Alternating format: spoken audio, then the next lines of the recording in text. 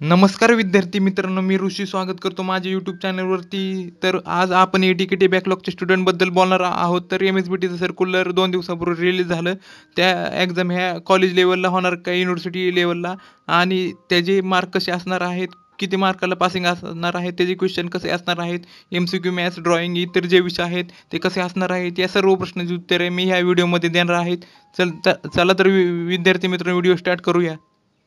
तर विद्यार्थी मित्रांनो, एम-एस-बी-टी सर्क्युलरप्रमाणे एक क्वेश्चनला 2 मिनिटं मिळणार आहेत, असं आपण ग्राह्य धरायचं आहे. आणि फायनल इयरचे एक्झाम झालेत आणि वेगवेगळ्या स्ट्रीमचेही झाले आहेत.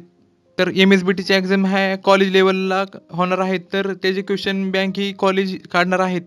प्रश्न क्रमांक 2 म्हणजे क्वेश्चन कसे असणार आहेत. क्वेश्चन हे गोंधळून टाकणारे नसणार आहेत आणि त्यामध्ये एकच करेक्ट आन्सर असणार आहेत.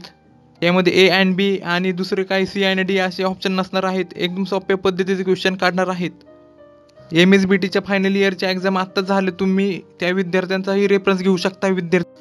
त्याचबरोबर BSc, MSc आणि वेगवेगळ्या स्ट्रीमच्या अजून पॅटर्न डिसाईड झाला नाही, पण त्यांचा पॅटर्न 60 पैकी 50 प्रश्न सोडवायचे आहेत. 60 क्वेश्चन असतील तर त्यामध्ये एक क्वेश्चन 1 मिनिटाला असं पकडून चाला. तर कॉलेजमध्ये जसं 50 मार्कची एक्झाम कॉलेज लेवलला होती तशीच ही एक्झाम होणार आहेत. तर सगळ्यात महत्त्वाचा IMP पॉईंट म्हणजे प्रॉक्टेड मेथडनी एक्झाम होणार आहे की नाही. तर बऱ्याच विद्यार्थ्यांना प्रॉक्टेड मेथड माहिती नाही, ते मी शॉर्टकटमध्ये तुम्हाला सांगतो. तर प्रिय विद्यार्थी मित्रांनो, प्रॉक्टेड एक्झाम देताना प्रॉब्लेम असा येतो की तुम्ही कॉपी करू शकत नाही. तर टेन्शन घेऊ नका. त्या प्रॉक्टेड मेथडवर मी नक्कीच तुम्हाला ह्या चॅनलवर नवीन व्हिडिओ टाकणार आहे. ते व्हिडिओ तुम्ही जरूर बघा. जर तुमच्या युनिव्हर्सिटीने प्रॉक्टेड मेथड यूज केली तर त्यासाठी ही व्हिडिओ खूप उपयोगी ठरणार आहे. तर प्रिय विद्यार्थी मित्रांनो, सावित्रीबाई फुले युनिव्हर्सिटीने एक न्यूज 1 दिवसापूर्वी आली होती. त्यामध्ये सांगितलं होतं की आम्ही प्रॉक्टेड मेथड यूज करणार नाही.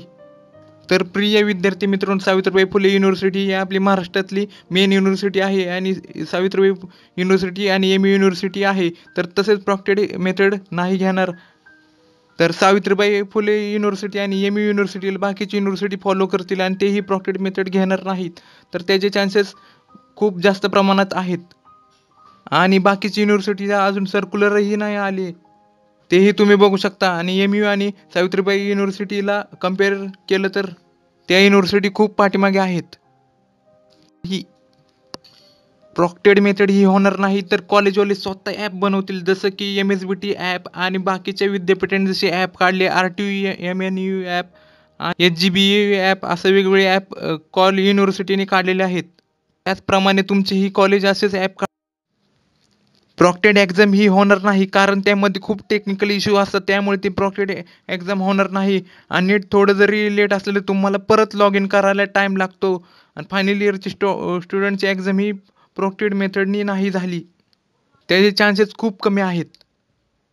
तर विद्यार्थी मित्रांनो, आजची ही व्हिडिओ तुम्हाला इन्फॉर्मेटिव्ह ठरलेली असेल. ही माहिती जास्तीत जास्त विद्यार्थ्यांपर्यंत पोहोचवा. आणि उद्या सामंत लाईव्ह आले किंवा जे काही लेटेस्ट सर्क्युलर येईल युनिव्हर्सिटीकडून, तर मी तुम्हाला ह्या चॅनलद्वारे लवकरात लवकर तुमच्यापर्यंत पोहोचवेल. तर विद्यार्थी मित्रांनो, नवीन असाल तर चॅनलला सबस्क्राईब करा आणि बेल आयकॉन प्रेस करा, कारण काही अपडेट जे क्विक असतात ते तुमच्यापर्यंत पोहोचणं खूप गरजेचं आहे. त्यामुळे पाहिल्याबद्दल धन्यवाद मित्रांनो. भेटूयात पुढच्या व्हिडिओमध्ये. जय महाराष्ट्र, जय शिवराय मित्रांनो.